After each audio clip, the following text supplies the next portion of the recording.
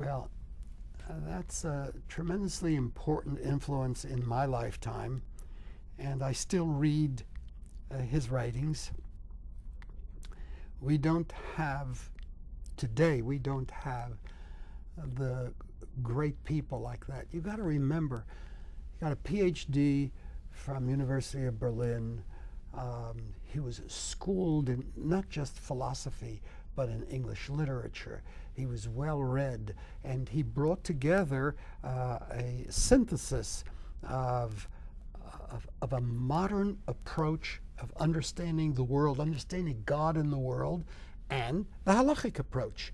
And he was the perfect ish halachi. That's the book he wrote. The halachic man, the man of the law. And he brought it together in a way which made it very exciting. Yeah, he was a towering figure. I still suggest there are about 15 to 20 books that have been printed in his name.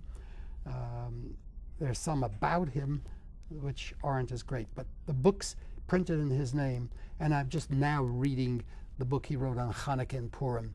I mean, you can't believe the depth of understanding of the man to make the difference between a Shabbos and Pesach and Hanukkah and just the days of the week, how a person divides his life, and how the understanding is how we tie ourselves to a universal Judaism. And I mean, he's just great. He was one of the great luminaries of the American Jewish community.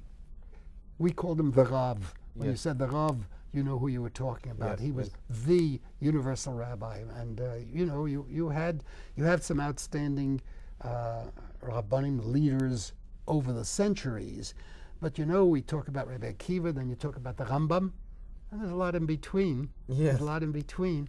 But then you talk about the Rambam, and then you go all the way to the Chavetz Chaim. You know, there are a lot of in between, but it is an indication that not necessarily in each century there emerges that personality. Soloveitchik is the personality of the 20th century. He left his mark on so many Rabbanim. We all studied under him, or many of us studied under him, had that privilege. And look, I pride myself that I had 3 years with a great man. Now, you had certain goals and visions when you first came to your pulpit, and over the years that changed. You grew in wisdom. You had perhaps more of, well, I'll let you tell the story, a wider, more universal approach. Tell us how you got there. I think I began to understand my limitations. It takes time, because when you're 22, you're so idealistic. And I believed in myself. I had good training by my dad. My dad was a rabbi, and believed in myself so that I knew I could change the world. And I started out in Stanford. I said, look, Jews, by and large, were the merchants of Stanford. So every store was open on the Sabbath. That was wrong. That was wrong. And I know how to change it. I'm going to go person to person, no sermons, person to person, sit down with these people, explain to them what Shabbos is, and I did that with one of the largest of all the stores in Stanford, department store. There were 3 brothers, and they happened to be saying Kaddish at the time, so I got to know them on a more personal level. So they came to the shul every morning. They came to the shul.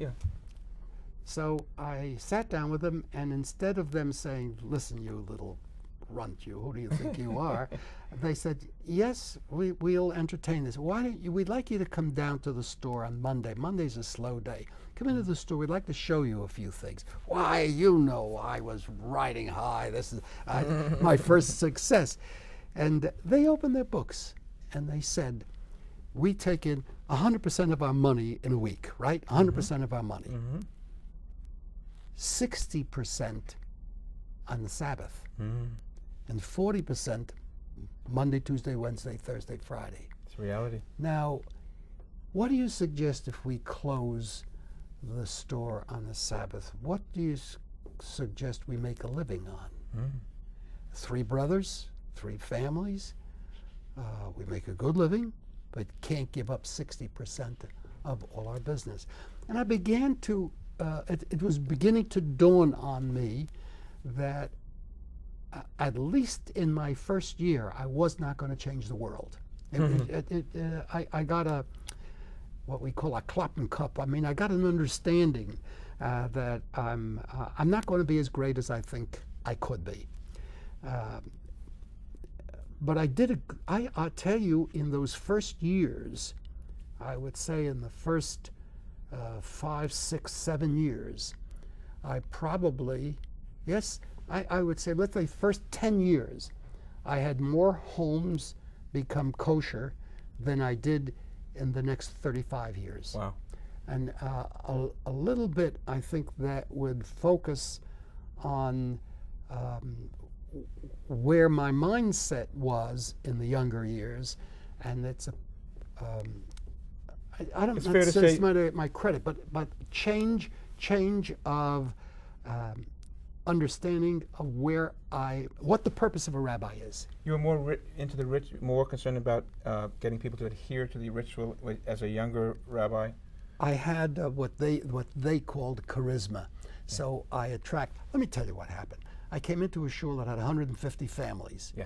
Of the 150 families, most of them were 60 years and older. Okay. And remember, 60 years ago, 60 years was beginning to be an old man. Today, I'm a young kid at 81. Yeah, yeah. So they didn't particularly look upon me as a great religious leader. Now stop and think. You had a lot of people in their 70s and 80s. 150 families, maybe 50 families over 70. So you had to get the young people. Well, let me give you my first real controversy. Okay.